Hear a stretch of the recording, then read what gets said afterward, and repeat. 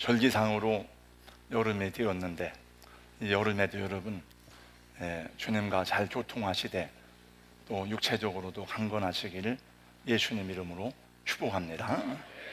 하나님은 영원하시고 불변하시고 무한하십니다. 하나님의 말씀은 어제나 오늘이나 영원토록 변함이 없고 동일하십니다. 그러나 우리 인간은 유한하고 제한적이고 변하는 존재입니다.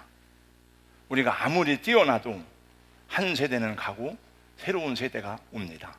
우리가 아무리 힘있고 건강한 젊음도 미모도 세월이 지나면 약하고 쪼그라들고 할머니가 되고 할아버지가 됩니다. 그러므로 우리가 열심히 우리 육체의 아름다움을 가꾸고 다듬고 단련하여도 우리 인간의 육체는 자랑할 만한 것이 되질 못합니다. 다 노쇠하게 되어져 있고 약해지고 병들어 끝내는 흙으로 돌아가는 인생임을 아무도 피할 수가 없는 것입니다. 그래서 성경은 우리가 가지고 있는 이 육체, 이 몸을 질그릇이라고 말씀하고 있습니다. 질그릇은 흙으로 만든 도자기를 말하는데 아마도 이것도 단단하지만은 흙으로 만든 자기입니다. 이걸 확 던지면은 깨질 것입니다. 쨍그랑하고. 오늘 또 질그릇 깨지는 소리가 여기저기서 들립니다. 쨍그랑 쨍그랑. 우리도 점점 금이 가고 언젠가는 깨어질 것입니다. 그러나 이 질그릇과 같이 약하고 보잘것없는 우리 안에 보배가 담겼으니 얼마나 귀한 존재인가를 성경은 우리에게 가르쳐주고 있습니다. 고린도서 4장 17절 말씀, 7절 말씀에 보니까 우리가 이 보배를 질그릇에 가졌으니 이는 능력의 힘이 큰 것이 하나님께 있고 우리에게 있지 아니함을 알게 하려 함이라고 말씀하고 있습니다. 우리 안에 담긴 보배는 무엇을 말합니까? 예수 그리스도를 가리킵니다. 여러분, 예수님이 내 안에 계시니 나는 얼마나 귀한 사람인가 하는 것입니다. 여러분이 그렇게 연약한 사람임에도 소중하고 존귀한 이유는 여러분 안에 생명 되신 예수님이 계시기 때문입니다. 요한일서 말씀해 보니까 예수가 있는 사람은 영생이 있고 아들이 없는 사람은 영생이 없다 그랬어요. 성경을 보니까. 저는 부활절 이후에 계속해서 부활에 대한 메시지를 전하였고 오늘 5번째로 마지막 시간 또 부활에 대한 메시지를 전하려고 합니다. 지난 주일에는 부활은 어떤 능력으로 실현되는 것이고 우리의 부활은 어떤 형체로 이루어지는 것에 대해서 말씀드렸습니다. 오늘 읽은 본문의 말씀은 부활의 역사적 사실에 대해서 또 우리의 부활에 대해서 계속 논증하고 마지막으로 결론, 송영, 승리를 찬양하는 내용입니다. 오늘 48절, 49절 말씀해 보니까 무릇 흙에 속한 자들은 저 흙에 속한 자와 같고 하늘에 속한 자들은 저 하늘에 속한 이와 같으니 우리가 흙에 속한 자의 형상을 입은 것 같이 또한 하늘에 속한 이의 형상을 입으리라고 말씀합니다. 지금은 우리 몸이 흙에 속한 자의 형상이라는 것입니다.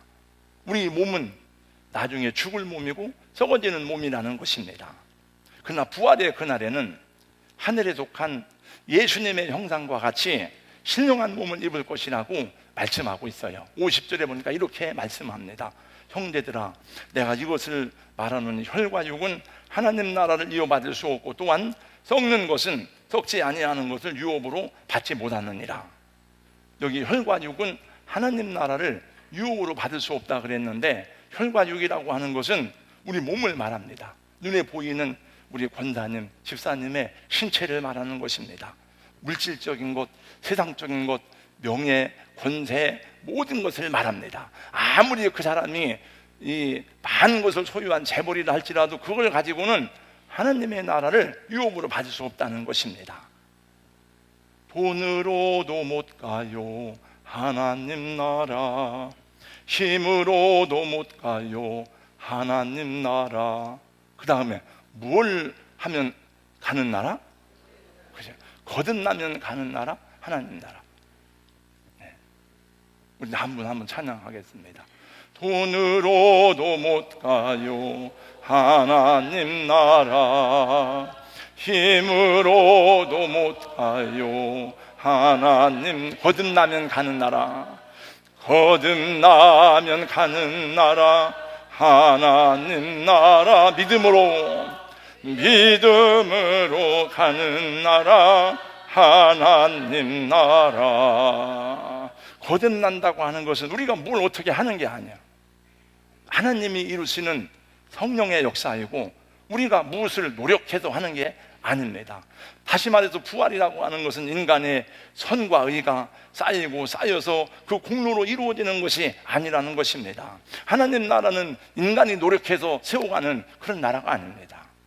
여러분, 이 세상이 발전되고 개혁되고 진화되어서 유토피아가 되는 것이 아닙니다.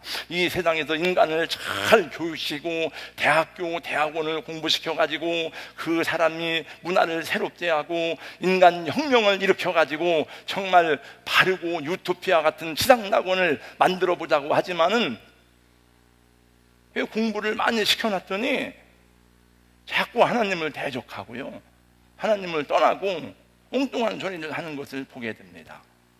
인간이 얼마나 많은 노력을 했습니까? 여러분, 인간의 과학 문명은 얼마나 놀라운 발전을 이루었습니까? 그러나 인간의 과학 문명의 발달을 보니까 다 사람 죽이는 거예요. 다. 여러분, 요즘에도 아기 고래가 플라스틱에 감겨가지고 죽은 그런 사진들이 많이 나오는 걸 봅니다. 얼마나 많은 사상과 교육과 철학과 이념들이 쏟아져 나오는지 모릅니다. 그러나 과연 그것이 인간에게 진정한 자유와 행복을 주는지 한번 살펴보세요.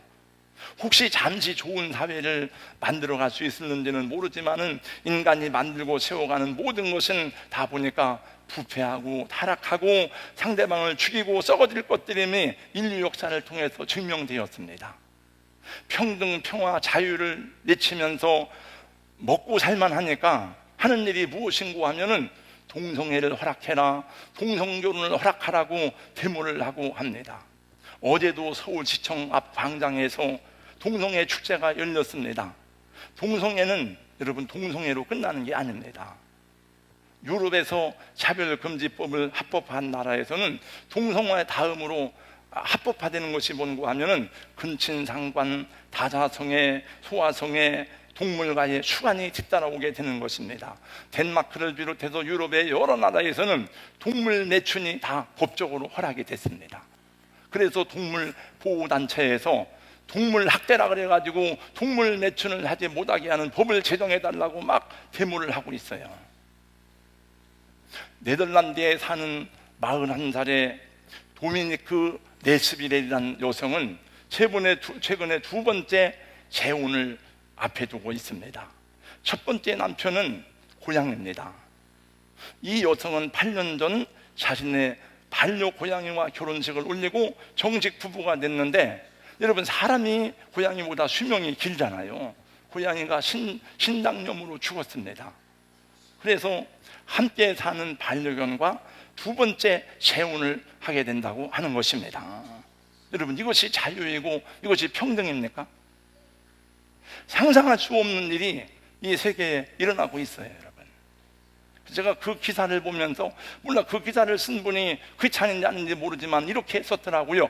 지옥의 문이 점점 더 넓게 열려지고 있습니다 그러더라고요. 동성애는 동성애로 끝나는 게 아니에요, 여러분. 성경에도 그래서 짐승과 교합하는 자는 주의라고 말씀했어요.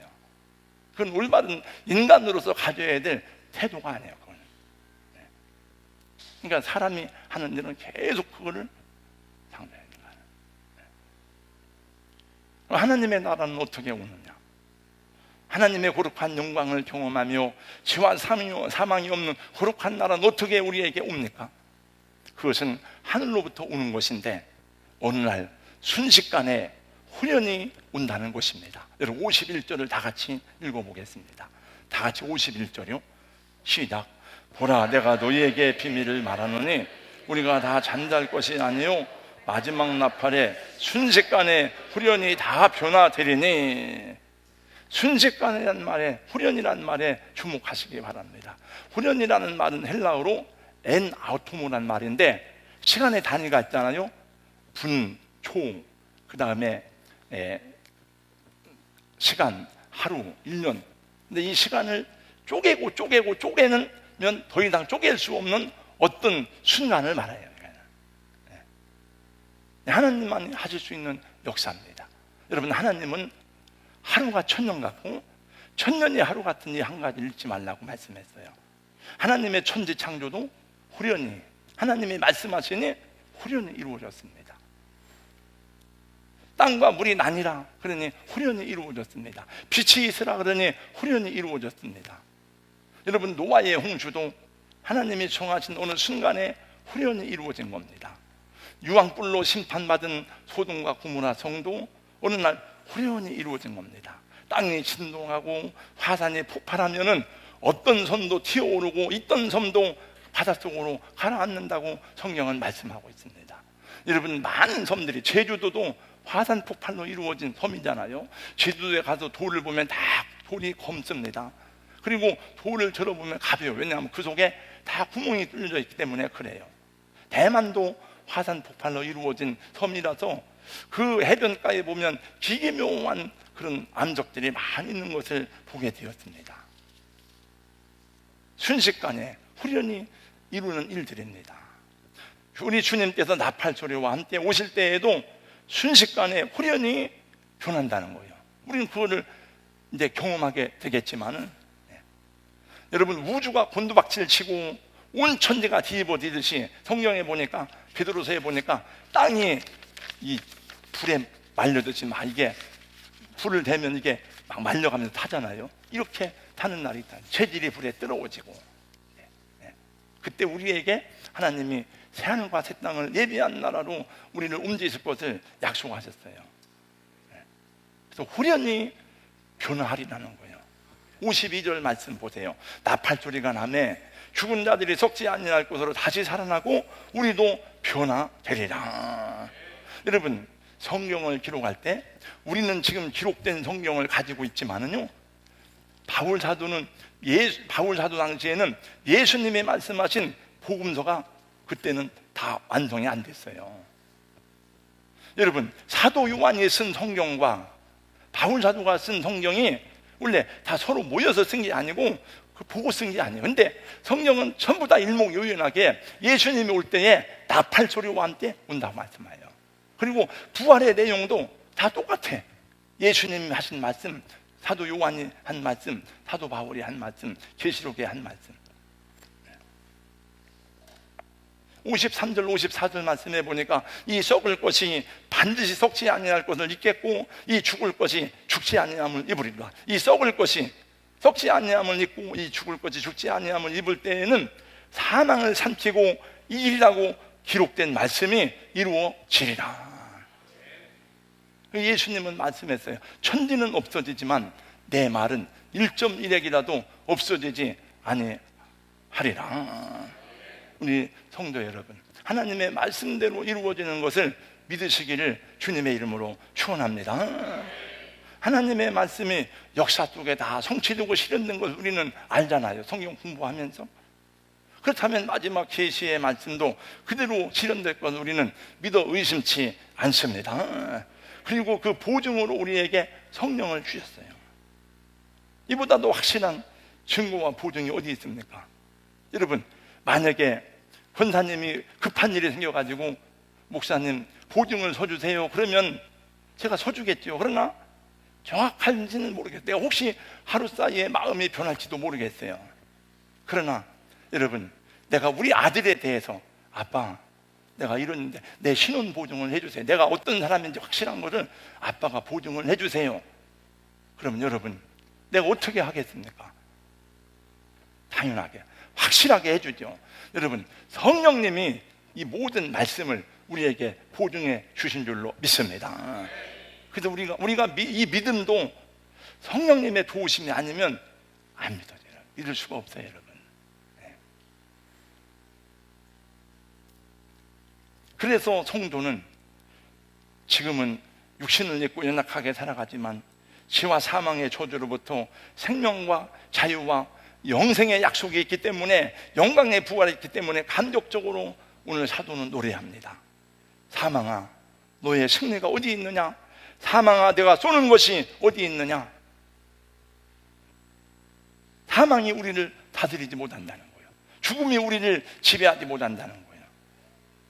그러므로 이 영광스러운 부활의 날에는 잘나고 못나고는 아무 의미가 없습니다, 여러분. 저 사람 잘생겼네, 좀 못생겼네, 저 사람 공부를 많이 했네, 저 사람 돈이 많네, 그런 거는 부활의 날에는 아무 의미가 없어요. 다 부활에 상징받는다는 것입니다. 오늘 이 세상의 왕노릇하는 것이 무엇입니까? 그것은 죽음이에요. 죽음의 권세는 절대적입니다, 여러분. 어떤 제왕도, 어떤 영웅 호걸도 죽음의 권세 앞에서는 자랑할 사람이 아무도 없어요. 누가 그것을 피할 수가 있습니까? 여러분, 이 세상의 죽음보다 더 아프고 슬프고 힘들고 애통한스러운 것이 어디에 있습니까? 헝가리의 부다페스트의 강에서 침몰한 배 안에는 한국 사람을 태운 그 배였는데 7명이 목숨을 잃고 아직도 19명의 생사를 알 수 없는 가운데 한국에서 구조대가 파송되었습니다. 근데 목숨을 잃거나 실종된 사람들의 얘기 가운데 정말 그 가슴 아픈 얘기들이 많더라고요. 어떤 분은 평생 처음으로 해외여행을 갔다가 이런 참변을 맞은 분도 있고, 광명시에 사는 김아무개 씨는 30년간 정말 힘들게 벌어가지고 집을 하나 장만하고 봄에 그 아내가 그렇게 내 집을 마련하니까 기뻐가지고 잠을 못 자고 막 좋아하고 자기 집을 꾸미다가 고등학교 동창생들이 해외여행 가자고 해서 갔는데 아직 소식이 없는 거예요. 그래서 그 자기 아들을 보냈는데 나는 갈 수가 없다는 거야. 나는 한 시간도 나는 견디기가 어렵다 그러면서 그 눈물을 훔치는 그 모습을 보면서 남의 얘기지만 참 가슴이 짠하더라고요. 알렉산더는 33살에 세계를 정복하고 33살에 열병으로 전쟁터에서 죽었지만은 알렉산더는 더 이상 정복할 땅이 없다고 울었답니다. 그런데 죽을 때에 뭐라고 유언을 했는가 하면, 내가 죽으면 내 두 손을 관 밖으로 내놓아라. 왜냐하면 아무것도 가지고 갈 수 없다는 것을 사람들에게 보이기 위해서 그런 유언을 했다는 거예요.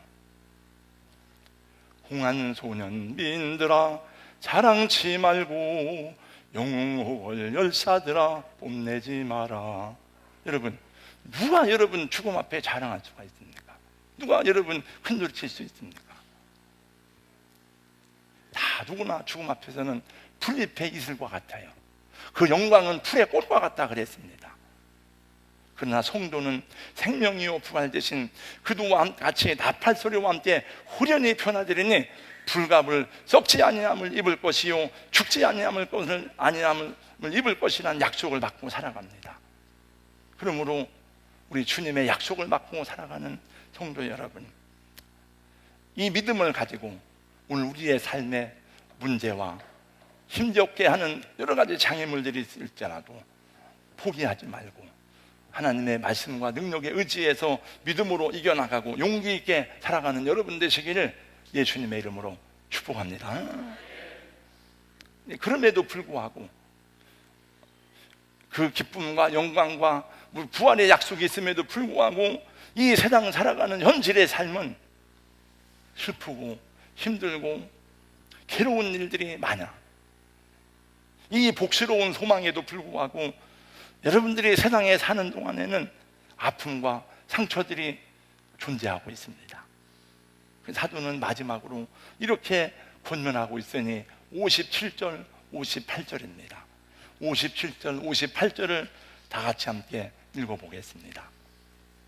모든 내용의 마지막 결론입니다. 다 같이 시작. 우리 주 예수 그리스도로 말미암아 우리에게 승리를 주시는 하나님께 감사하노니 그러므로 내 사랑하는 형제들아 현실하며 흔들지 말고 항상 주의 일에 더욱 힘쓰는 자들이 되라. 이는 너희가 주 안에서 헛되지 않은 줄 아니라. 세 가지로 제가 정리를 했는데, 첫째, 우리에게 감사하며 살라고 말씀합니다. 무엇을 감사해야 됩니까? 여러분, 인생 최대 최후의 문제는 죽음이잖아요. 죽음의 문제보다 더 큰 문제가 어디 있습니까? 중환병을 앓고 있는 분에게 물어보세요. 죽음을 앞두고 있는 사람에게 물어보세요. 사랑하는 가족의 죽음으로 슬퍼하는 사람에게 물어보세요. 학교를 어디 나왔습니까? 학벌이 어떻게 됩니까? 돈이 얼마나 많습니까? 얼마나 명예의 권세를 누렸습니까? 아무 소용이 없습니다, 여러분. 뭐 죽어가는 사람에게 여러분, 내 학위 좀 가져와 봐라, 그런 사람 있어요? 아무도 없습니다. 내 회사, 내가 그 대표라는 그 자격증을 가져와 봐라, 없습니다. 다 아무개가 보고 싶다, 누가 보고 싶다, 내가 이런 걸 잘못한 것 같다. 죽은 사람에게 여러분, 죽음은 두려움이에요. 가보지 않은 길이기 때문에, 미지 세계이기 때문에 불안하고 두려운 것입니다. 그래서 다 안 죽으려고 애를 써요, 여러분. 죽어가는 사람에게 중요한 것은 내세의 확실한 소망과 평안보다 더 중요한 것이 무엇이겠습니까, 여러분? 그래서 자식들이 임종을 지켜주는 거예요. 자식들이 임종을 해도 예수님이 그 자리에 없으면 소용없어요, 여러분. 이 죽음의 문제를 해결받고 사는 사람들이 바로 여러분과 저인 것입니다. 그 해결이 뭡니까? 영생이고 천국이고 부활의 약속인 것입니다. 부활이 확실하다면 죽음은 안식이에요, 안식. 잠이에요, 잠. 그래서 예수님은 내 친구 나사로가, 예수님이 여러분 나사로가 죽었다고 말하니까 주님이 뭐라고 하는 거야? 내 친구 나사로가 잠들었도다 그래요. 회당장 야이로의 딸 집에 가서 막 사람들이, 어린 딸이 죽었으니까 죽은 것이 아니라 잔다 그래요. 그 예수라는 영화에 보니까, 내가 그 필리핀 가서 그 영화를 봤어요. 저는 그 아이가 잠자는데 부르잖아요. 야, 세영아 일어나. 그러니까 눈을 딱 뜨는 건 똑같아. 그 영화를 보고 1억 명이, 그때 당시가 듣기를 1억 명이 예수를 믿었대. 1억 명이 예수라는 그 영화를 보고. 저도 그때 보면서, 그 영화를 보면서 깜짝 놀랐어요. 여러분, 어젯밤에 우리 안식하고 왔잖아요. 누가 여러분 안식하는 밤을 두려워한 사람이 어디 있습니까? 아, 오늘 하루 동안 수고를 많이 했는데 집에 가서 이제 평안하게 발 뻗고 쉬어야지. 그리고 안식하고 나면 다음날 아침에 깹니다. 우리도 열심히 주의 일 하다가 우리 몸이 안식하면 주님이 오실 때 다 깨워 주시는 것입니다. 우리 영혼은 천국에서 쉬고 있다가, 그리스도께서 자기를 위해서 자기 몸을 십자가에 내어주신 것은 죽음에 굴복하려는 것이 아니라 죽음의 정체를 밝혀내고 죽음을 삼키고 죽음의 권세를 무너뜨리고 우리를 살리려 하시는 것입니다.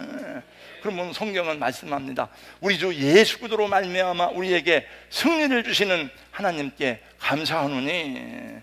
여러분, 자꾸 입으로 선언하세요. 나는 승리자다. 나는 하나님의 약속을 받은 축복의 사람이다. 할렐루야.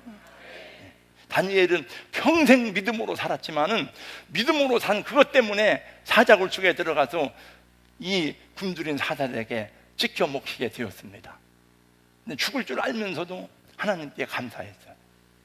내가 비굴하게 믿음을 버리고 사느니 하나님 감사합니다. 믿음으로 살다가 믿음으로 죽게 된 것을 하나님이 기적을 나타내 보여주셨습니다. 두 번째, 견고하여 흔들리지 말라고 권면합니다. 이 편지를 받는 당시의 고린도 교회 성도들은, 그들이 사는 도시는 음란과 매춘과 깡패들이 많은 도시요, 항구 도시라. 기독교 복음에 대한 많은 핍박이 있었던 것을 고린도서를 통해서 우리는 알 수 있습니다. 바울은 이런 성도들에게 견고하여 흔들지 말라고 권면합니다. 지금도 이 세상은 우리의 믿음을 여러 가지로 시험하고 유혹합니다. 사탄은 어떻게 하든지 저와 여러분의 믿음을 도둑질하려고 끊임없이 도전해 옵니다. 그래서 한때는 믿음을 가졌지만은 여러분, 믿음을 잃어버리고 타락한 사람들이 많습니다.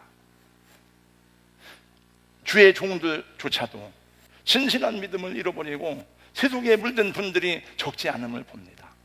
저도 목회자이지만 오늘날 교회 지도자들을 보면서 때로는 분노하고 가슴 아픈 일이 많아요. 제가 이런 생각을 해봤어요. 내가 독립운동을 하는 심정으로 저 사람들하고 한번 싸워볼까? 네. 아이고, 며칠 전에 안중근 의사 얘기가 나오다. 안중근 의사 무덤이 확실하지는 않아. 근데 아마 안중근 의사 무덤이 거기 그 얘기를 쭉 하면서 안중근 의사가 신문을 만들더라고. 나는 고문이 두렵지 않습니다. 일본 재판장. 나는 목숨이 두렵지 않습니다. 그걸 하면서 지금 우리나라 독립을 위해 싸울 건 없지만은 내가 저 나쁜 교회 지도자라고 싸워야 될까? 잘 모르겠어요. 내가. 여러분이 그런 일이 안 생기도록 기도해 주세요.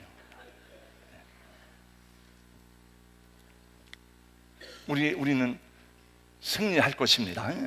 왜냐하면 우리가 힘이 있어 그런 게 아니고 승리를 주시는 하나님께 있잖아요. 하나님이 예수님의 대장 되세요. 저는 지난 주간에 이런 뉴스를 들었습니다. 하와이에 있는 베다니 한인 감리교회는 하나님의 말씀을 지키기 위해서 예배당을 다 포기했어요. 모든 권리를 포기하고 광야로 나왔습니다. 미국 연합감리교회가 2016년에 동성애자 감독을 세웠어. 감리교회에서 감독은 최고 높은 사람이에요. 최고 높은 교단 총회 지도자가 동성애자예요. 11명의 감독들이 공개적으로 동성애를 지지하게 되었습니다. 베다니 교회 한명덕 담임 목사와 성도들은 교인 총회를 열고 우리는 말씀을 지키기 위해서 성경대로 살기 위해서 교단을 탈퇴하기로 결의했습니다. 그 교회는 이미 다 교단에 소속되고 교단 유지재단에 속하기 때문에 다 뺏겼어요. 자기들이 돈 내서 지은 교회 5억이 넘는 예배당을 뺏겼습니다. 뺏겨도 괜찮잖아요. 우린 진리를 따라 살아가겠다. 그래서 담임 목사는 연금 지급과 의료보험까지 다 중단되었습니다. 세상 법정에 소송할 수 있지만은 소송을 포기했습니다. 교회 이름도 광야교회로 바꿨어요. 다음 사진 보세요. 공원에서 주일날 예배를 드리는 거예요. 그래서 그걸 보면서 야, 살아있다. 작년에도 여러분 필그림 교회가 20억짜리 예배당을 포기하고 나왔어. 네. 여긴 교인이 많지도 않아. 한 100명도 안 되는 교회인데 포기하고 나왔어. 네. 여러분 마지막 피 한 방울, 물 한 방울까지 아낌없이 내어주신 그 예수님의 사랑을 온몸으로 경험하고 온몸으로 살아내고 온몸으로 지켜내야 되는 것이, 교회는 여러분 복음을 전하지만 복음을 파수하기도 해야 하는 것입니다. 여러분 아무 교회나 가지 마세요. 여러분 그 사람이 유명하다고 따라가면 안 됩니다. 그 교회 사람이 많이 모인다고 따라가면 안 됩니다. 여러분 그 시설이 좋다고 따라가면 안 돼요. 여러분 분별하면서 무엇이 옳은지 생각하면서 살아가는 성도가 되시고, 여러분 믿음의 큰 나무가 되어서 폭풍우처럼 흔들릴 때도 흔들리지 않는 하나님의 사람들 될 수 있기를 주님의 이름으로 축복합니다. 마지막으로 주의 일에 더욱 힘쓰라고 말씀합니다. 우리는 죄 안 지려고 애를 써요. 이거 죄 짓지 말아야지, 이거 먹지 말아야지, 여기 가면 안 되지. 그래 가지고는 안 됩니다. 여러분 선한 일을 하면, 내가 선한 일을 하고 봉사를 하고 섬기고 복음을 전하면 죄 안 지려고 애쓸 필요가 없이, 우리 몸이 하나인데, 몸이 하나는 여기서 있고 여기서 있을 수가 없잖아요. 적극적으로 무엇인가 선하고 의로운 일을 힘쓰므로 하나님의 사람으로 우리의 정체성을 잃지 않고 승리하게 될 줄로 믿습니다. 우리가 그렇게 살아가는 모습을 보고 싶어서 예수님은 부활하신 거예요. 십자가에 죽으시고. 우리가 그렇게 살아갈 능력을 주시기 위해서 지금도 성령으로 함께 하시는 줄로 믿습니다. 약하지만 주의 일에 힘쓰는 분들이 있음을 감사합니다. 저는 얼마 전에 경기도 일산에서 평신도 의료 선교사 대회가 열렸어요. 정말 놀라워요. 파키스탄, 몽골, 예멘, 레바논, 알바니아, 말라위, 에티오피아, 마다가스카르 등에서 평신도 의료 선교사로 사역하는 의사들이 모인 거예요. 네팔의 오지를 다니면서 의료 선교를 하는 로즈클럽 인터내셔널의 그 의사들의 이야기를 들어보면은 정말 놀라워요. 예수님이 피값을 주고 우리를 구원하셔서 생명을 살려주셨는데 의료 체계가 발달된 우리나라에서 내가 이걸 가지고 돈을 벌고 먹고 살기에는 너무나도 하나님 앞에 죄송하다는 거예요. 그래서 자기 병원을 그만두고 병원을 포기하고 가서 그 고생을 하는 거. 부모가 볼 때 어떻겠어요? 내가 그러려고 너를 의사시킨 게 아닌데, 내가 그러려고 너를 공부시킨 게 아닌데 그러겠죠. 이제 그래도 이분들은 누가 시켜서 하는 일이 아니에요. 예수님 때문에, 복음 때문에 그 일을 하는 거예요. 저는 그걸 볼 때마다 나는 목사인데 이렇게 대접받고 사랑받으면서 이런 일을 하는데 저 사람들은 목사도 아니고 신학 공부도 안 하는 사람이 어떻게 저런 생각을 할까? 성령의 역사인 줄로 믿습니다.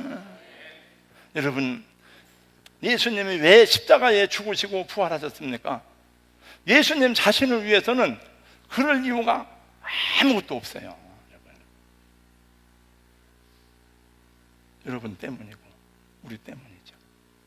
여러분, 저 헝가리에서 그런 사고가 났지만 우리가 막 달려가서 거기에서 뭐 수색해더라도 끌어내야 될 거 아니에요? 그러나 우리는 그렇게 하지 않아. 왜냐하면 내 아들이 없으니까.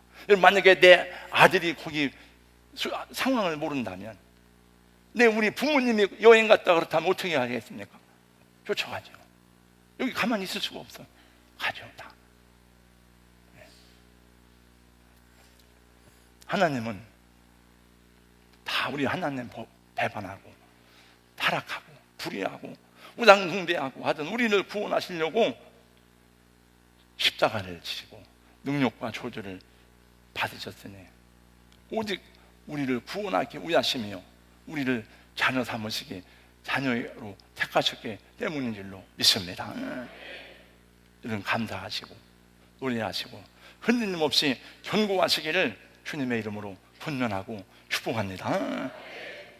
무더운 여름이 시작될 텐데 육체적으로도 강건하시고 여러분 더 열심히 사랑하고 또 의심의 안개 거치고 주님과 함께 힘차게 열정적으로 살아가는 이 여름이 될 수 있기를 예수님 이름으로 축복합니다. 거룩하신 우리 하나님 아버지, 그동안 여러 차례에 걸쳐서 고린도전서 15장 말씀을 가지고 부활의 메시지를 전했습니다.